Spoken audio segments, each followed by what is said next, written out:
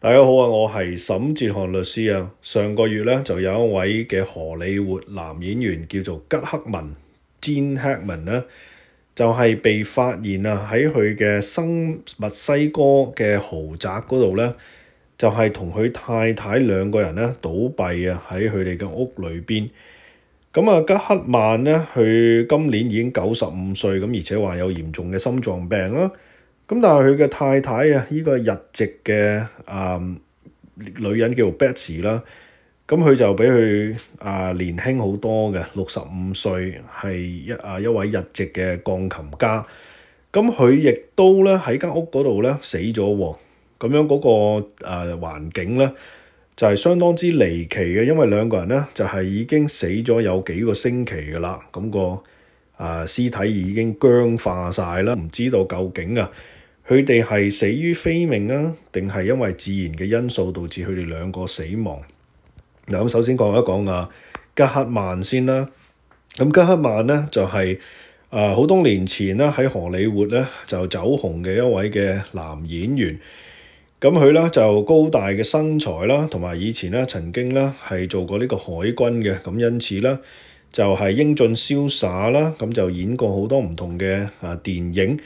咁我自己咧最深刻嘅咧就係睇過佢晚期嘅一部叫《Runaway Jury》，OK，就係飾演一位辯方嘅律師。咁呢位老牌嘅明星咧，就大概喺20年前咧，就因為佢話咧佢嘅心臟咧係有病啦，咁所以咧就應付唔到荷里活拍戲嗰一種嘅壓力，咁因此咧就係慢慢咁樣咧退出演技嘅生涯啦。咁就咧選擇喺呢一個嘅新墨西哥州個 Santa Fe 呢個地方咧就係隱居。咁驗屍報告出嚟之後咧，咁我哋大多咧都有更加多嘅頭緒，究竟知道發生咩事啦。嗱，咁講咗吉克曼先啦。吉克曼咧就係一如所料啦，就係死於呢一個心臟病發嘅。咁而且佢仲有一個好嚴重嘅失智症喎，OK，即係呢個 Alzheimer 係咪？就以前啲人咧就叫呢個做老人痴呆啦。咁而佢嘅老婆咧就係死於一個好罕有嘅病毒喎，就係叫做 Hunter virus，OK，康特病毒。咁呢個康特病毒咧就係通常咧就係由老鼠嘅糞便咧就乾化咗。咁然後咧，有啲人咧就係當佢掃地或者咩事嘅時候咧，就將呢啲乾化咗嘅老鼠糞便咧，就喺個空氣嗰度咧變咗塵埃。咁然後呢啲塵埃咧就吸入咗人嘅肺部啦，咁就導致到佢嘅肺咧發炎咁樣，咁就變成咧一種嘅致命嘅病毒。驗屍報告顯示咧，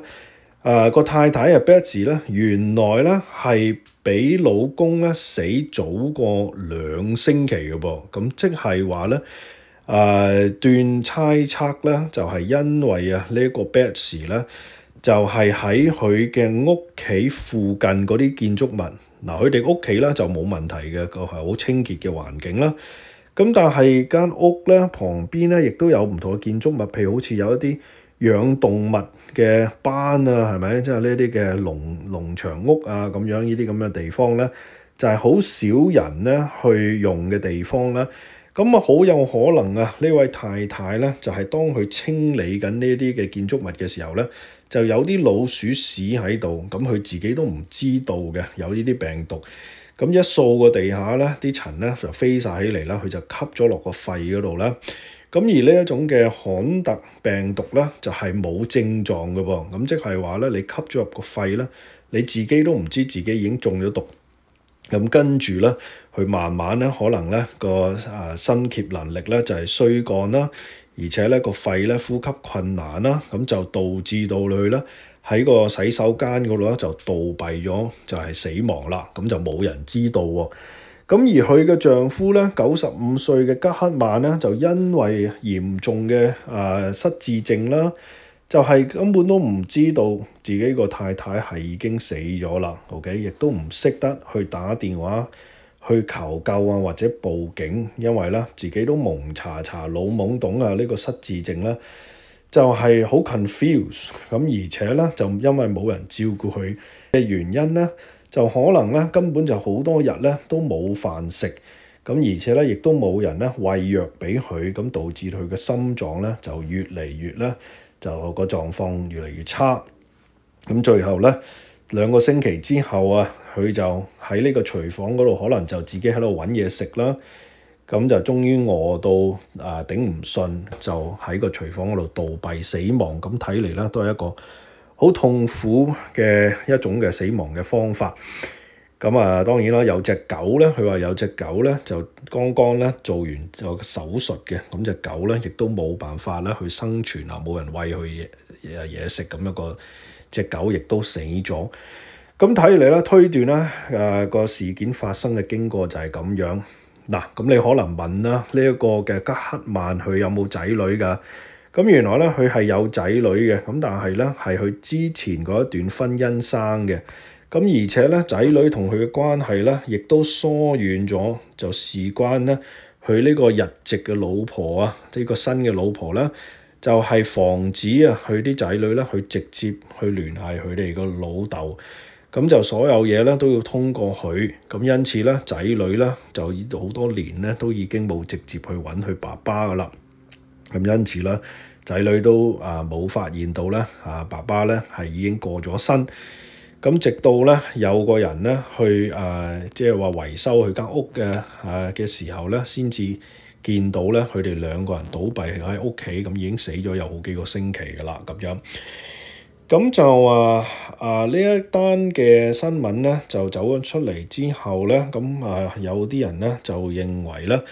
呢一個嘅吉克曼OK 佢一生英名啦，係咪就身家咧有超過8000萬美元嘅身家喎，80個 million。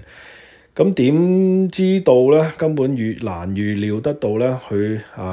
即係最後咧。嗰幾個星期咧係咁痛苦咁樣啦，即係受到折磨啦，就冇人餵嘢佢食啦，受到失智症嘅折磨啦，心臟病啦咁樣，咁然後咧就倒斃咗喺自己屋企裏邊，即係都係想像唔到會咁樣嘅收場。咁所以咧，我哋可以從呢一個案例嗰度咧，就係學會到啦，我哋點樣去養老嘅方法係好重要嘅。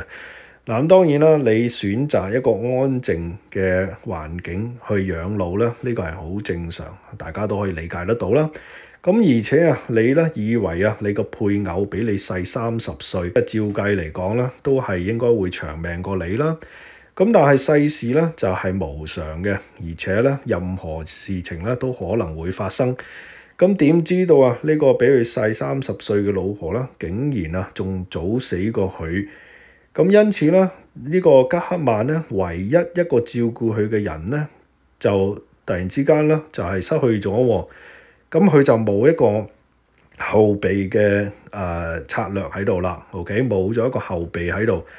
咁冇仔女去follow up 睇下佢最近點啊，亦都冇其他嘅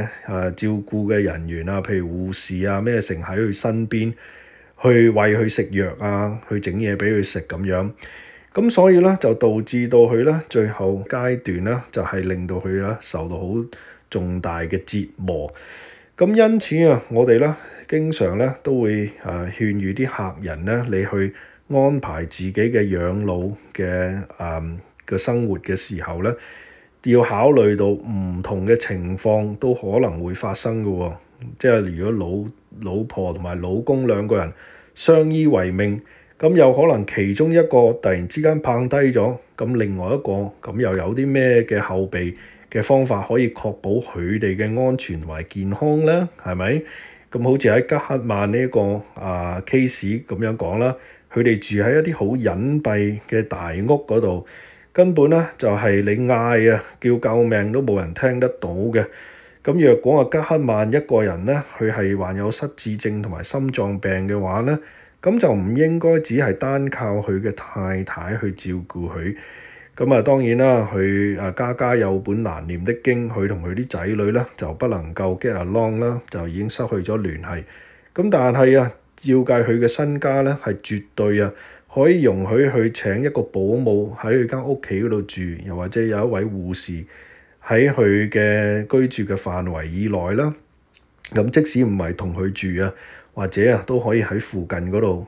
每一日咧都可以巡一巡，睇下佢究竟嘅生活狀況點樣啊。咁講到呢度咧，同大家介紹一下我自己啦。我就係沈哲翰律師事務所嘅沈哲翰律師。咁我喺三藩市灣區呢度咧，就係專門處理意外受傷、意外死亡、房屋產權糾紛同埋生前信託嘅案件嘅。咁若果大家係有興趣揾我辦案嘅話咧，就可以打我嘅免費熱線電話係1800-672-1111。